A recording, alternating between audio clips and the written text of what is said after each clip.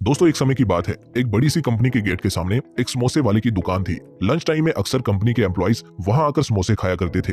एक दिन कंपनी के मैनेजर ने समोसे खाते खाते समोसे वाले को मजाक के मूड में कहा कि यार राजू, तुम समोसे बनाने में बहुत मेहनत करते हो, लेकिन क्या तुम्हें नहीं लगता कि तुम अपना टाइम और एनर्जी समोसे बेचकर बर्बाद कर रहे हो? सोचो, अगर तुम मेरी तरह इस कंपनी में काम कर रहे होते तो आज कहां से कहां होते। हो सकता है तुम भी किसी बड़ी पोजीशन पर होते और मेरी तरह एक प्राइवेट एसी कैबिन में बैठ के काम कर रहे होते। इस बात पर समोसे वाले ने मुस्कुराकर जवाब दिया, मैनेजर साहब, मेरा ये काम आपकी नौकरी से कई दर्जे बेहतर है। 10 साल पहले जब मैं अपनी टोकरी में समोसे बेचता था तब ही आपकी जॉब लगी थी। तब मैं महीना 1000 रुपए कमाता था और आपकी पगार थी 10,000। इन 10 सालों में हम दोनों ने खूब मेहनत करी। आप सुपरवाइजर से मैनेजर बन गए और मैं टोकरी से इस दुकान का मालिक बन गया। आज आप महीना 80,000 कमाते हैं और मैं 2 लाख रुपए। मैंने तो बहुत कम लेवल से बिजनेस शुरू किया था, लेकिन मेरे बेटे को ये सब नहीं झेलना पड़ेगा। मेरी दुकान मेरे बेटे को मिलेगी। मैंने जो जिंदगी में मेहनत करी है उसका फायदा मेरे बच्चे उठाएंगे, जबकि आपकी जिंदगी भर की मेहनत का फायदा आपकी कंपनी के मालिक के बच्चे उठाएंगे। आप तो अपने बेटे को डायरेक्टली अपनी पोस्ट पर नहीं बिठा सकते। उसको आपकी तरह जीरो से शुरुआत करनी पड़ेगी। पहले वो इंटरव्यू देगा, फिर वो किसी छोटी पोस्ट पर काम करेगा और सालों लगातार घिसाने के बाद करियर के एंड में वहीं तक पहुंचेगा जहां आप पहुंचे हो, जबकि मेरा बेटा बिजनेस को यहां से और आगे ले जाएगा। तो अब आप ही बताओ, किसका टाइम और एनर्जी वेस्ट हो रहा है, आपका या फिर मेरा? ये कह के समोसे वाले ने उस मैनेजर की बोलती ऐसे बंद करवाई कि मैनेजर ने दोबारा कभी उससे पंगा नहीं लिया। दोस्तों, हमारे देश में शुरू से ही नौकरी को बिजनेस से ज्यादा सेफ और बेटर करियर ऑप्शन माना जाता है। आई नो, इसके पीछे कई सारे ठोस कारण हैं, जैसे कि बिजनेस शुरू करने में रिस्क होता है, बिजनेस चलेगा या नहीं या फिर कब तक चलेगा हमें नहीं पता होता, जबकि जॉब में हमें हर हाल में एक तयशुदा सैलरी मिल ही जाती है। लेकिन सच कहूं तो ये केवल एक परसेप्शन है कि जॉब बिजनेस से बेटर ऑप्शन है, क्योंकि हर साल कई युवा नौकरियों के लिए भीड़ के धक्के खाते हैं, लेकिन फिर भी हमारे देश का बेरोजगारी दर दिन प्रतिदिन बढ़ता ही जा रहा है। और इसके पीछे ऑब्वियस सा रीजन है, जब सभी लोग जॉब सीकर्स बन जाएंगे तो न्यू जॉब्स प्रोड्यूस कैसे होंगी, और न्यू जॉब्स प्रोड्यूस नहीं होंगी तो अनएम्प्लॉयमेंट बढ़ेगा और कुछ नहीं। इसलिए एक पीक टाइम है कि हम बिजनेस करें ताकि खुद की तरक्की के साथ साथ देश की तरक्की में भी योगदान दे सकें। बाय द वे, जरूरी नहीं है कि सक्सेसफुल होने के लिए एक स्टार्टअप आइडिया पे आपको काम करना पड़ेगा, बिकॉज वैसे ही स्टार्टअप्स का फेलियर रेट बहुत हाई होता है। ऑलमोस्ट 90% स्टार्टअप्स फेल हो जाते हैं। तो अगर आपका पहला ही वेंचर फेल हो जाएगा तो आप बेरोजगार के साथ साथ कर्जदार भी बन जाओगे। स्टार्टअप गेम उनके लिए है जिनके पास कोई बहुत क्रिएटिव आइडिया हो, जो दूसरों की प्रॉब्लम सॉल्व करता हो। ऐसे आइडिया पे काम करके वो जल्दी ग्रोथ पा सकते हैं। हाउएवर, दुनिया में सभी लोग क्रिएटिव नहीं होते। दैट इज वाई इस वीडियो में हम ऐसे बिजनेसेस के बारे में बताएंगे जो पिछले कई सालों से लगातार बने हुए हैं और आने वाले सालों में भी उनके बंद होने के चांसेस बहुत कम है। और ये ऐसे बिजनेसेस होंगे जिनमें कोई ज्यादा क्रिएटिविटी की जरूरत नहीं होगी। एक कॉमन मैन भी इन बिजनेसेस को शुरू कर पाएगा।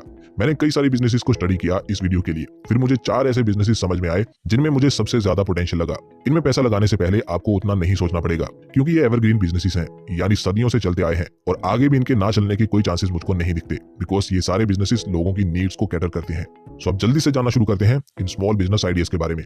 नंबर 1 स्मॉल बिजनेस आइडिया है running a food store. Food यानी खाना इंसान की 3 नेसेसिटीज में से एक है, इसलिए चाहे कुछ भी हो जाए, इकोनॉमिक क्राइसिस आए या कुछ और, लेकिन लोग खाना खाना कभी बंद नहीं करेंगे।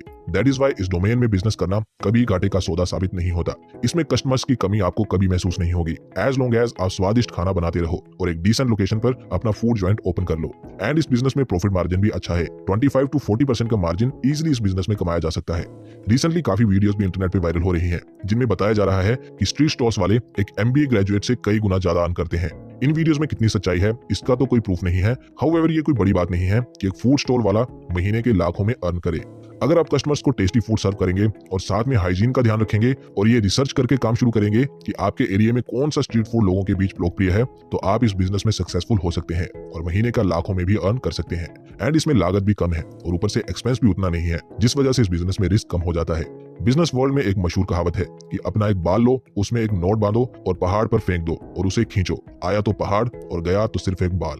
सेकंड स्मॉल बिजनेस आइडिया है एक जूस पॉइंट, शेक्स या फिर स्मूदीज कॉर्नर। रिसेंटली इंडिया को कई सारी चीजों के लिए कैपिटल का दर्जा दिया गया है, लेकिन ज्यादातर केसेस में ये दर्जा बीमारियों के लिए इंडिया को मिला है। जैसे कि इंडिया को कैंसर कैपिटल कहा जाने लगा है। डायबिटीज कैपिटल तो ऑलरेडी दर्जा मिला ही हुआ था और साथ में इंडिया में नौजवानों के बीच कार्डियक अरेस्ट के केसेस भी बहुत बढ़ते जा रहे हैं। ये सारी बीमारियां लाखों में इंडियंस की हर साल जान ले रही हैं और इन सब के पीछे मेजर कारण है हमारी अनहेल्दी डाइट। पैकेज फूड और ड्रिंक्स का चलन हमारी हेल्थ को बुरी तरह से डिस्ट्रॉय कर रहा है एंड धीरे धीरे ये बात अब इंडियंस समझने लगे हैं और ज्यादा से ज्यादा लोग हेल्थ कॉन्शियस हो रहे हैं।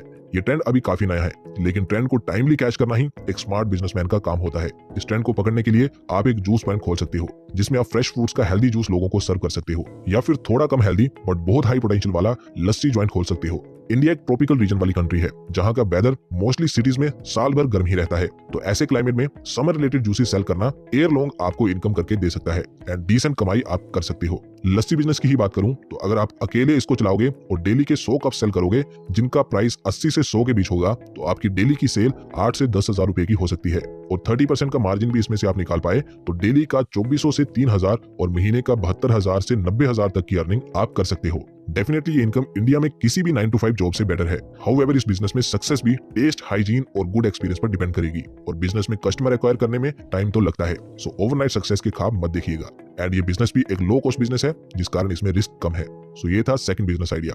अब थर्ड बिजनेस आइडिया है कार वॉशिंग और डिटेलिंग बिजनेस। इंडिया में नियरली 50 मिलियन कार्स हैं जो रोड्स पर चलती हैं और ये अभी का डेटा है। फ्यूचर में ये नंबर और भी इंक्रीज होगा बिकॉज इंडिया यंग पॉपुलेशन के मामले में बाकी देशों से बहुत आगे है। जैसे जैसे ये यंग लोग पैसा कमाएंगे तो ऑब्वियसली वो कार्स जैसी चीजों में भी इन्वेस्ट करेंगे जिससे रोड्स पर कार्स की संख्या और बढ़ेगी। अभी ये रोड्स पर बढ़ते हुए व्हीकल्स में भी एक प्रॉब्लम हो सकते हैं ट्रैफिक के नजरिए से, लेकिन बिजनेस के नजरिए से ये एक बहुत अच्छी अपॉर्चुनिटी भी साबित हो सकती है।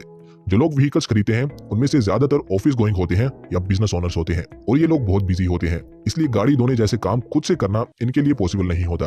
दैट इज वाई इस काम को बाहर से करवाना ही इनके पास एकमात्र ऑप्शन होता है। ऐसे में अगर आप भी एक कार वॉशिंग या डिटेलिंग पॉइंट ओपन करते हो तो आप अपनी सर्विस कार ओनर्स को देके एक गाड़ी का कंप्लीट इंटीरियर और एक्सटीरियर को क्लीन करने के 300 से 1000 रुपए के बीच चार्ज कर सकते हो डिपेंडिंग ऑन योर सर्विसेज। कुछ लोग इससे भी हाई चार्ज करते हैं बट उनको सर्विस भी उसी हिसाब से देनी पड़ती है। अब इसी से आप एस्टिमेट लगा सकते हो कि स्मॉल बिजनेस में कितना पोटेंशियल है। डेली की अगर आप 10 गाड़ियां भी क्लीन करोगे और मान लेते हैं लो एंड पे आप 300 रुपए पर कार चार्ज करोगे तो आप डेली का 3000 रुपए कमा लोगे और इसमें आपका कुछ ज्यादा खर्चा भी नहीं आएगा। बस थोड़ा सा बिजली का बिल, पानी और शैम्पू जैसी छोटी मोटी चीजों का खर्चा आएगा, बाकी सारा का सारा आपका प्योर प्रॉफिट होगा। आगे चल के आप ऑटोमेटिक कार वॉशिंग मशीन भी इंस्टॉल कर सकते हो और बिजनेस को एक्सपेंड कर सकते हो। Next and last small business idea है आइसक्रीम पार्लर। इस बिजनेस की एक डाउन साइड है जो मैं आपको शुरू में ही बता देता हूँ कि एक सीजनल बिजनेस है, बट स्टिल क्योंकि एक प्रॉफिटेबल और हमेशा चलने वाला बिजनेस है इसलिए मैंने इसको इस लिस्ट में रखा हुआ है। आइसक्रीम एक पॉपुलर फूड है खासकर बच्चों और नौजवानों के बीच, इसलिए अगर कोई आइसक्रीम पार्लर का बिजनेस करना चाहता है तो ऐसी लोकेशन को कंसीडर करे जहां पे आसपास स्कूल या कॉलेजेस हो या फिर पास में कोई मॉल या पार्क हो, यहाँ यूजुअली लोगों का आना जाना लगा रहता हो। अब दो तरीकों से एक आइसक्रीम पार्लर चलाया जा सकता है, या तो आप खुद का ब्रांड बना के इसे सेल करो या फिर एक वेल नोन ब्रांड की फ्रेंचाइजी लो। अगर आप खुद के ब्रांड नेम के अंडर आइसक्रीम सेल करोगे तो आप 30 to 40% का मार्जिन कमा सकते हो जो कि इसको एक हाई मार्जिन बिजनेस बनाता है। हाउएवर ये बिजनेस थोड़ी हाई इन्वेस्टमेंट डिमांड कर सकता है, बट बिजनेस का एक रूल है that you should always start small and then make it big. So इस केस में भी पहले ही कोई बड़ी शॉप ले लेना या बहुत सारे फ्लेवर्स लॉन्च कर देना अच्छा डिसीजन नहीं रहेगा। पहले आप छोटे से शुरू करिए, फिर देखिए आपके लिए क्या वर्क कर रहा है और क्या नहीं, और फिर स्लोली और ग्रेजुअली बिजनेस को एक्सपैंड करिए। इस तरह से अच्छी प्लानिंग के साथ अगर आप आइसक्रीम पार्लर का बिजनेस करोगे तो आप जल्दी ही इसमें सक्सेस पाओगे विद गॉड्स विल। फाइनली दोस्तों, ये चारों बिजनेसेस में काफी ज्यादा पोटेंशियल है आपको सक्सेसफुल बनाने का, बट ट्रस्ट मी, चाहे कोई बिजनेस आइडिया कितना ही परफेक्ट क्यों ना हो, आपकी सक्सेस आइडिया से ज्यादा आपकी एग्जीक्यूशन पर डिपेंड करेगी। इसलिए सबसे पहले खुद की लर्निंग पर फोकस करो। जो भी बिजनेस आप शुरू करना चाहते हो उस पर फुल रिसर्च करो, देन मैनेजेबल रिस्क लेते हुए समझदारी के साथ बिजनेस शुरू करो, तो आप डेफिनेटली एक दिन सक्सेसफुल होंगे। सो दोस्तों, आज की वीडियो में बस इतना ही। उम्मीद करता हूँ वीडियो हेल्पफुल रही होगी। आप इनमें से कौन सा बिजनेस खोलना पसंद करोगे कमेंट करके जरूर बताओ, या इनके अलावा भी कोई और बिजनेस आइडिया आपके दिमाग में है तो उसे भी मेंशन जरूर करना ताकि और लोगों को भी आपके आइडिया के बारे में पता चल सके। दोस्तों, मिलते हैं किसी और वीडियो में, तब तक के लिए जय हिंद।